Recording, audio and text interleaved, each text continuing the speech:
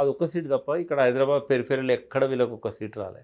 Correct. ఈ ఎమ్మెల్యేలు అందరినీ తన దిక్కు తెచ్చుకోవడానికి పార్టీని కంప్లీట్గా కేసీఆర్ ఎట్లయితే కాంగ్రెస్ పార్టీని బీఆర్ఎస్లో విలీనం చేసిండో బీఆర్ఎస్ను కాంగ్రెస్లో విలీనం చేసుకోవడానికి అవసరమైన 26 మంది స్ట్రెంత్ కోసం ఇక్కడ ఓట్లు వేసిన అందరి మీద ఒత్తిడి తీసుకొచ్చి వాళ్ళు ఇండ్లు కూలగొడుతూ ఎమ్మెల్యేలను తన దిక్కు తెచ్చుకోవడానికి చేసిన కాన్స్పిరసీ అందులో కొంత సక్సెస్ అండి. ఎందుకంటే ఎన్కన్వెన్షన్ మీద దాడి జరగగానే ఆ సామాజిక వర్గం వాళ్ళంతా పోయి ఆ సామాజిక వర్గానికి సంబంధించిన ఎమ్మెల్యే మీద ఒత్తిడి తెస్తే గాంధీ అంటే నాకు చాలా గౌరవం. విద్యార్థి దశ నుంచి ఉద్యమకారుడు, మా ఆర్గనైజేషన్లో నాతో పాటు పనిచేసిన వ్యక్తి. అటువంటి వాడు కూడా తల వంచి ఆ పార్టీలోకి పోవాల్సిన పరిస్థితి తీసుకొచ్చాడు. ప్రకాష్ గౌడ్ టీఆర్ఎస్కు చాలా లాయల్, 3 సార్లు గెలిచాడు. అతను ఆ పార్టీలో పోవడానికి కాలేరు వెంకటేష్ మీద పెత్తనం చేయబడింది కానీ ఆడ కాలేదు. చాలా మందిని శ్రీనివాస్ రెడ్డి గారు వీళ్ళందరూ ఎట్లా అనేది ఏ రాజకీయ నాయకుడైనా ప్రతి పార్టీలో గతంలో కూడా బయటికి చెప్పేది ఒకటి ఉంటుంది, లోపల చేసేది ఒకటి ఉంటుంది. ఒత్తిడి ప్రజల కోసం మూసీ కోసమో కాదు, ఫండ్స్ కోసము ప్లస్ ఈ పార్టీ ఎమ్మెల్యేలను లాక్కోవడానికి. అందులో అనుమానం ఏం లేదు, రుజువైంది కూడా. అది ఈ హైడ్రా ఆగిపోయింది, ఈ ఎమ్మెల్యేల మీద ఒత్తిడి కూడా అయిపోయింది. అంటే మరి హైడ్రాతోనే కంప్లీట్ అంటే రియల్ ఎస్టేట్ మొత్తం కూడా కుదేలేందంటారా? తెలంగాణ రాష్ట్రంలో అయితే నాకు తెలిసినంత వరకు నేను ఒకటి అనుకున్నాను, జీరో. కారణం అదేనా? అంత ముందు కూడా లేదు. నేను ఒకటి అనుకున్నా, ఏమనుకున్నాను, కేసీఆర్ గారికి వ్యవసాయం గురించి పూర్తి అవగాహన ఉంది. ఎందుకంటే నేను ఒకసారి 2010-11లోనో ఫామ్ పోయినాను. ఓకే. మామూలు ఇల్లు ఉండేది అప్పుడు. దానిలో కూర్చున్న తర్వాత మీరు ఎందుకు ఈ ఇంట్రెస్ట్ తీసుకొని మీరు ఉద్యమ సమయంలో మీరు ఇంట్లో ఎక్కువ సమయం గడుపుతూ మీరు ఎందుకు ఈ వ్యవసాయం మీద ఇది చేస్తుండంటే, ప్రకాష్ ఎట్లా తెలంగాణ వస్తుంది, మన మేజర్ సమస్య వ్యవసాయం. రైతుల ఆత్మహత్యలు ఆపడానికే నేను తెలంగాణ ఉద్యమం మొదలుపెట్టినాం. ఈ ఆత్మహత్యలు ఆపాలంటే రైతు కష్టాలు ఏందో నాకు తెలియాలి కదా. అంటే ఖాళీగా ఉన్నప్పుడల్లా పక్క రైతులను పిలుచుకొని ముచ్చట్లు పెట్టుకుంటాడు. అయితే నేను దానికోసమే వ్యవసాయం చేస్తాను తప్ప దీని మీద ఏదో ఆదాయం వస్తుందని ఇది నాకు అవసరం అని నేను చేయట్లేదు. నాకు తెలియాలి, నేను మా నాయన కాలంలో ఎప్పుడో వ్యవసాయం ఉండేది, నేను ఎమ్మెల్యే అయిన కానీ ఎన్నడూ వ్యవసాయాన్ని పట్టించుకోలేదు. మళ్ళీ నాకు అవగాహన రావాలి. అయితే ఆయన అనుకున్నట్టే 10 ఏళ్లలో వ్యవసాయానికి అందలం ఎక్కించిండు, రైతులు అడగకపోయినా వాళ్ళ సమస్యలు పరిష్కారం చేసిండు, ఆత్మహత్యలు తగ్గడమే దానికి సాక్ష్యం.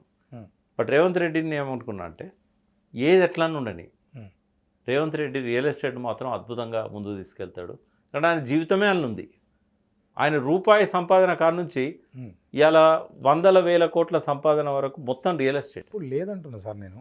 రేవంత్ రెడ్డి ముఖ్యమంత్రి కాగానే నేను ఎక్స్పెక్ట్ చేసింది, ఏ రంగమన్నా కాలబెట్టని ఈయన తలగబెట్టని, ఓకే, రియల్ ఎస్టేట్ రంగాన్ని మాత్రం బాగా అభివృద్ధి చేస్తాడని నమ్ముకున్నాను. ఇవాళ -10 మార్కులు ఇస్తే రియల్ ఎస్టేట్ రంగంలో ఆయన చేసిన దానికి.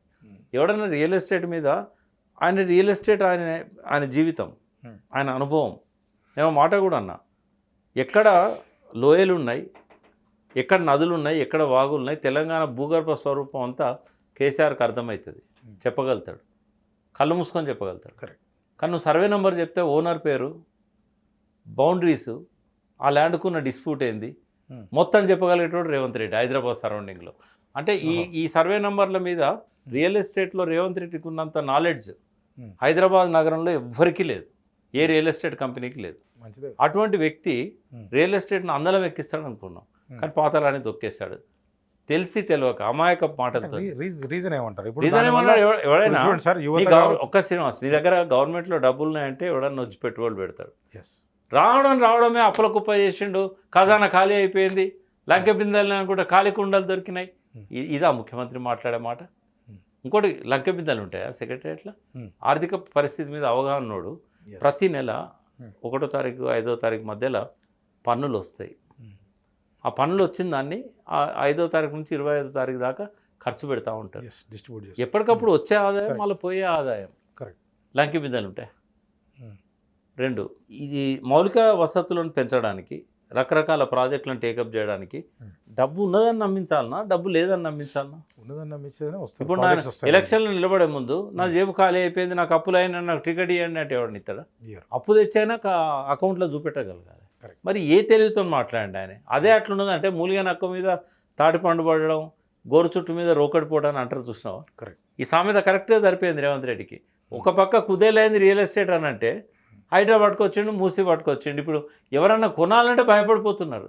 ఇచ్చిన అడ్వాన్సులు కనీసం కొన్ని వేల మంది రిటర్న్ తీసుకోండి. అంటే ఓ విధంగా హైడ్రా మంచిదే కదా సార్. అంటే ఇల్లీగల్ ప్రాక్టీస్ ఏమన్నా ఉంటే అదంతా కూడా వెళ్ళిపోయే ఈ ఛాన్స్ అవకాశాలు ఎక్కువగా ఉంటాయి కదా. నువ్వు ఏ మంచి పథకాన్నైనా Hmm. అమలు చేసేటప్పుడు దాని సాధక బాధకాలు దానివల్ల వచ్చే రిపర్కేషన్స్ పాలసీ డిజైన్ చేయాలి యాక్చువల్గా. ఏది పడితే అది కొత్త పిచ్చోడు పొద్దురగా అన్నట్టు అట్లా పోతారా?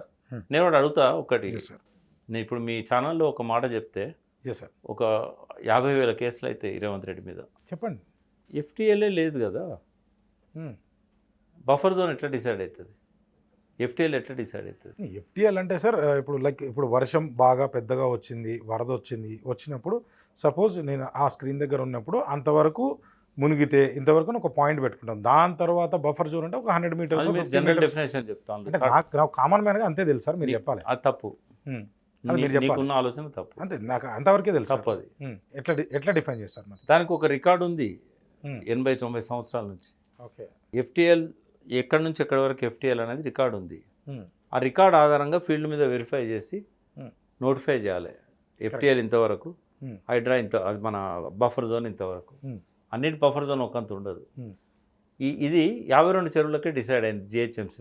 జిహెచ్ఎంసీ సైట్లో నేను చూసాను సార్, కొన్ని ఓన్లీ 52, ఓన్లీ 52 మ్యాప్స్ చూసాను. ఓన్లీ 52. ఆ 52 చెరువులలో ఎవరు పోతలేరు. అంటే అది కొంచెం అర్థం కావట్లేదు మ్యాప్స్, కానీ మీకు అర్థమయ్యేటట్టు చెప్తున్నాను నేను. ఏంటంటే నోటిఫై కాని చెరువులకు ఎఫ్టీఎల్ ఇదని ఎవరు, రంగనాథ్ డిసైడ్ చేస్తాడా, ఎవరన్నా డిసైడ్ చేస్తారా? అవకాశం ఉందా డిసైడ్ చేయడం?